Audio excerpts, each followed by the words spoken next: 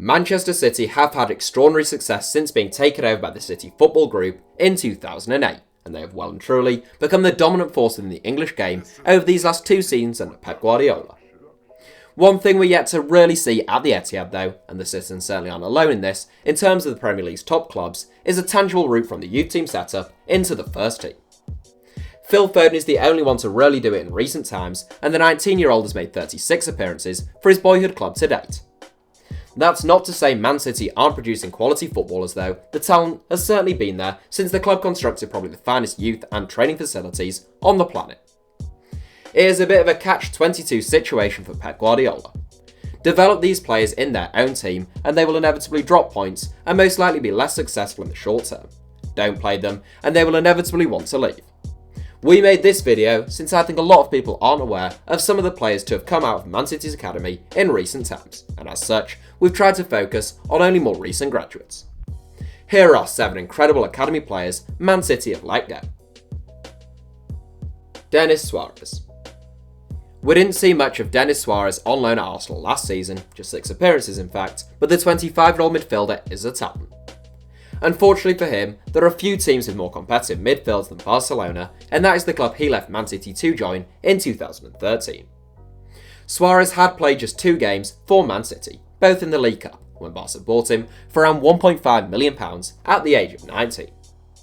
A couple of years later, they themselves sold him for over £2 million to Villarreal, before buying him back 12 months later for just shy of £3 million. He was a regular during the 2016-17 season, registering 36 appearances at the Camp Nou, followed by 27 the season after that. Last season he found opportunities to be at a premium, and his loan move to Arsenal ended prematurely through injury. A really classy Spanish playmaker at his best, Suarez is good on the ball and he has a wonderful eye for a pass. He'd still struggle for game time in this Man City midfield, which is packed full of class, but he makes this 7 as a Spanish international and 2-time title winner in Catalonia. Karamrek. Netherlands international centre-back Karamrek was at Man City from the age of 16 to 20, during which time he made 3 appearances, just 1 coming in the Premier League. He impressed during a 2-year loan spell at PSV, winning his first cap for the Netherlands, and that convinced Marseille to take the 20-year-old off Manchester City's hands for a sum of €5 million. 2 years and 46 appearances later, he was on the move again, this time to his current club, Hertha Berlin.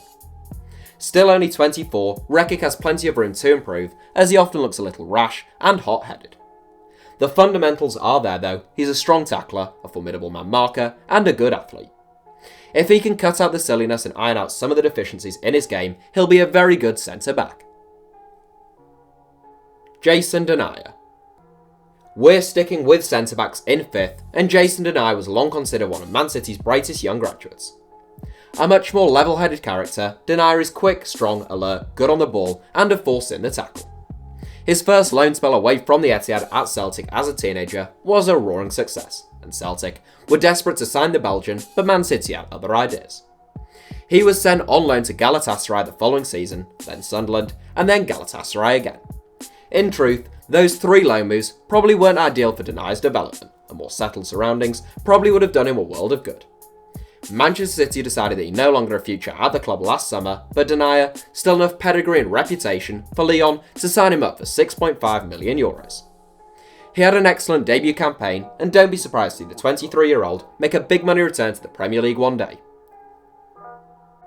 Brahim Diaz. One of Man City's most high-profile academy graduates, Brahim Diaz did get a little bit more first-team exposure than most of the others in this 7. The Spanish under-21 international was included in a number of matchday squads alongside Phil Foden, and he registered a total of 15 appearances in all competitions. There was mounting speculation surrounding his future last season though, since Diaz's contract was set to run out this summer. In the end, Man City took the money and ran, with the money coming in the form of initial £15.5 million and a potential £22 million from Real Madrid. The 19-year-old made 11 appearances in his first half season in the Spanish capital, as Los Blancos looked to freshen up what threatened to become an ageing squad. Again, Diaz is primarily a number 10, which is just about the most competitive position in Pep Guardiola's starting 11.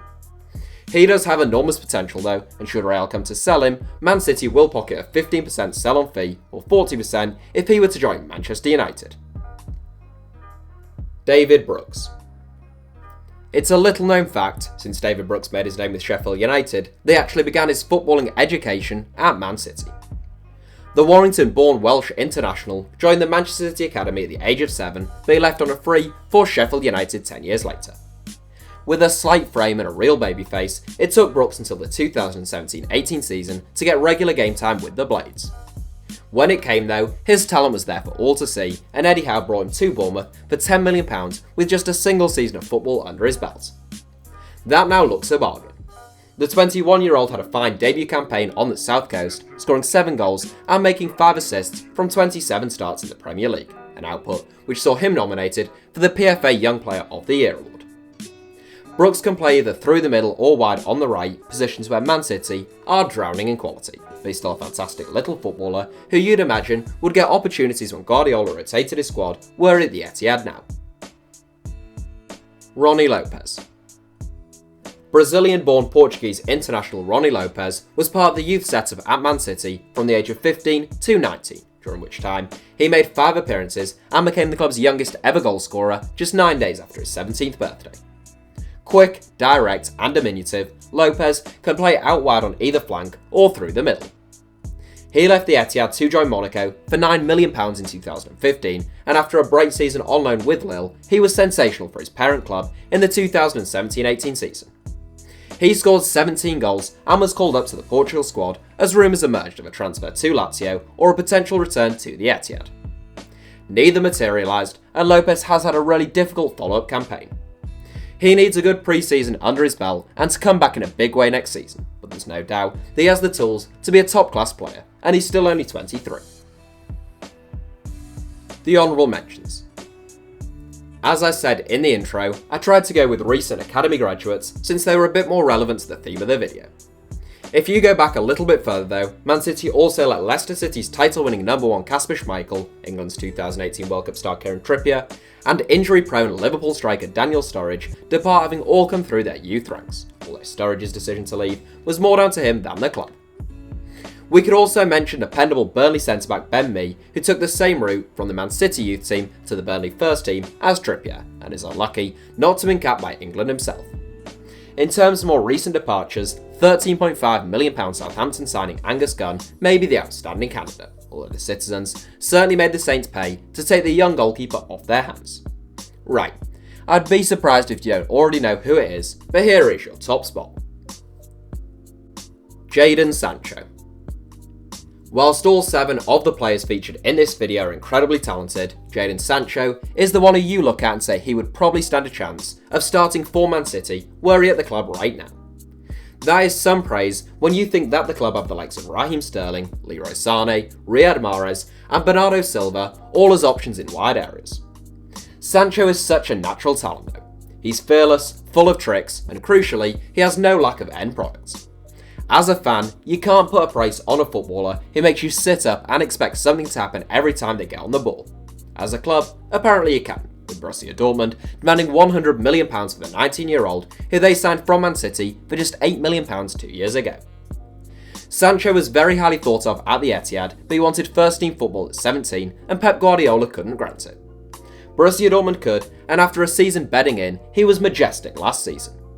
He topped the Bundesliga assist charts with 14, he scored 12 goals, and he had the most successful dribbles in the league. He's already won 6 caps for England, and he'd be starting every game along with Raheem Sterling if it was up to me. For a bit of fun, we also had a look at what a dream 11 of academy players let go by Man City might look like, and here it is. In goal, we've gone for Kasper Schmeichel over Angus Gunn, Kieran Trippier starts at right back. It's a solid centre-back partnership made up of Ben Mee and Jason Denayer, with Karamrek, who is comfortable at full-back, starting at left-back. In midfield, we're lacking a true enforcer or defence midfielder, but certainly not technique or invention, with Denis Suarez and Brahim Diaz as our 2 central midfielders. There's tremendous strength in the wide areas with Jadon Sancho and Rony Lopez, whilst Bournemouth star David Brooks plays just off Daniel Sturridge, who starts at centre-forward. I think you'd agree that's not a bad looking 11, and that doesn't include academy players still at the club, like Phil Foden. Throw in a half decent midfield sitter, and you're probably looking at a top half Premier League team. Well, until Daniel Sturridge pulls up lane, and you have to stick Ched Evans up front at least. So that's it for our 7. Thanks for watching, feel free to subscribe and turn on notifications for more from us if you enjoyed the video, and you can now also follow us on Twitter for more ramblings from me. Our username is simply @HITC Sevens.